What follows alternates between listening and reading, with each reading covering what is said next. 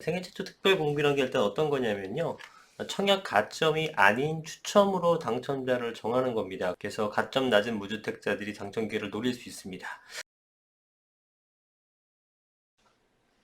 네, 안녕하세요. 반갑습니다. 이승훈 소장입니다. 자, 오늘은 생애 최초 특별 공급에 대해서 좀 말씀을 드려볼까 합니다. 생애 최초 특별 공비라는 게 일단 어떤 거냐면요. 청약 가점이 아닌 추첨으로 당첨자를 정하는 겁니다. 그러니까 청약이 낮은 분들도, 젊은 분들도 이 생애 최초 특별 공급을 활용하시면 되게 좋겠죠.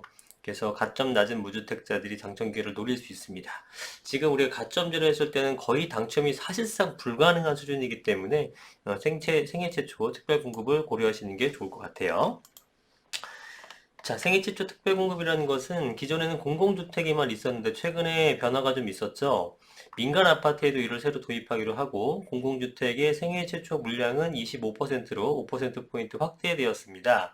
민간 아파트의 경우에도 공공택지에서는 분양 물량이 15%, 민간 택지에서도 7%는 생애 최초 특별 공급으로 분양하니까 이 생애 최초 특별 공급 물량이 많이 늘어났습니다. 그래서 관심 있는 분들은 꾸준하게 어디서 분양을 하는지에 대해서 지켜보시고 그 청약을 해보시는 게 좋을 것 같아요. 이 주택은 전용 면적 85제곱미터 이하로 제한되는데 이 85제곱미터 전용 면적 이하라는 것은 우리가 흔히 얘기하는 33평 아파트 요 정도 평수를 얘기하는 겁니다. 높아지면서 말씀드리지만 32평이나 33평이나 34평이나 요 정도 평수는 다 전용 면적이 동일합니다. 예, 이 정도 되기 때문에 여러분들이 20평대나 30평대 아파트를 갈 수 있다 생각하시면 되겠죠. 자, 자격 요건도 있죠. 입주자 모집 공고일 현재 생애 최초로 주택 구입 요건을 충족해야 됩니다. 당연히 생애 최초 특별 공급이니까 생애 첫 주택 구입이어야 됩니다. 좀 헷갈리시는 게 뭐냐면은 내가 예전에 주택을 구입했었는데 그 후에 팔아서 무주택자가 되었다. 그래서 이제 주택이 없다. 그러니까 다시 첫 주택 구입이냐? 아니에요.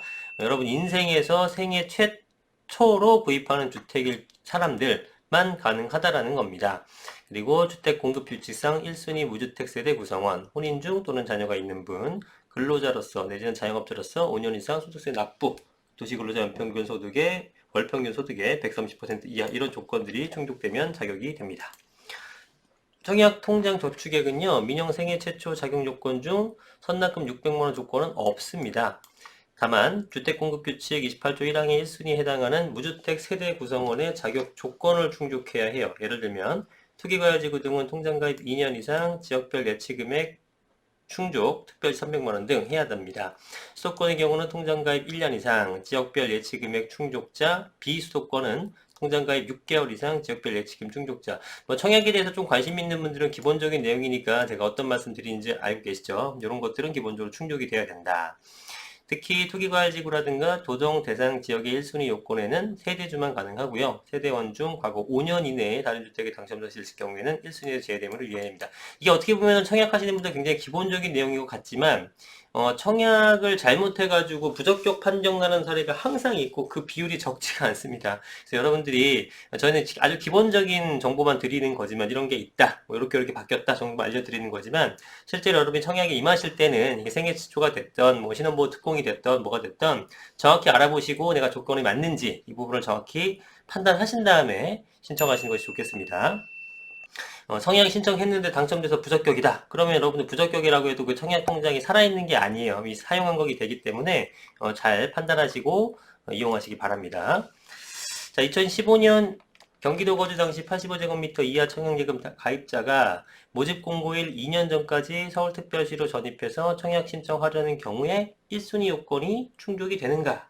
예, 이런 질문이 있을 때 청약 예금은 면적별 특화단 하나의 상품으로 85제곱미터 이하 가입 시 경기도 거주자로 200만원 예치한 경우에 가입일로부터 2년 경과 시 1순위 자격 만족하죠. 여러분들 그래서 뭐 하남이든 과천이든 거기 그 신청하려고 2년씩 거주를 하잖아요. 그런 식입니다. 단 지역별 예치금은 입주자 모집 공고일 현재 신청자의 주민등록표 등본상 거주 지역을 기준으로 판단하겠죠. 그래서 경기도는 200이지만 서울은 300이잖아요. 그래서 서울특별 청약하고자 하는 경우에는 청약 격수 당일까지 예치금 차액 100만 원을 추가 납입해야 청약을 할 수 있다라는 겁니다. 네, 잘 아시겠죠? 자, 그럼 해외 근무자는 어떻게 되느냐? 현재 해외에 장기간 근무 중인 청약자는 우선 공급 대상자에서 제외를 하고 있습니다. 장기간 요건은 고직 공고일 기준으로 과거 2년 이내, 모집 공고일 기준 과거 2년 이내로 계속하여 90일, 연간 누적 183일을 초과해서 해외에 거주한 경우에는 해외에서 계속 거주하는 사람으로 보고 우선 공급 대상자가 아니다라고 판정하는 거죠. 183일이면 여러분들 정확하게 365일의 절반을 초과하는 겁니다. 그래서 과반 이상을 해외에서 거주하고 있었다라고 하면은 이거는 우선 공급 대상자가 아니라는 뜻이 됩니다.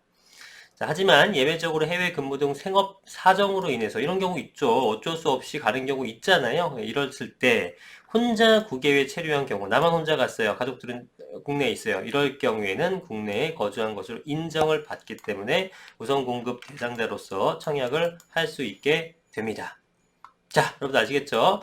생애 최초라는 것들을 설마 뭐 모르시는 분들은 많지는 않겠습니다만 그 정보성으로 제공을 해드렸고 구체적인 것들은 여러분들이 조금 더 찾아보시면서 실제 신청하기 전에는 그 당시에 어떻게 바뀌었는지를 확인해 보시는 게 좋을 것 같습니다. 더 많은 내용은 저희 이승훈부동산 연구소 네이버 공식 블로그가 있습니다. 이쪽에 오시면 더 많은 정보를 제공해 드리고 있습니다.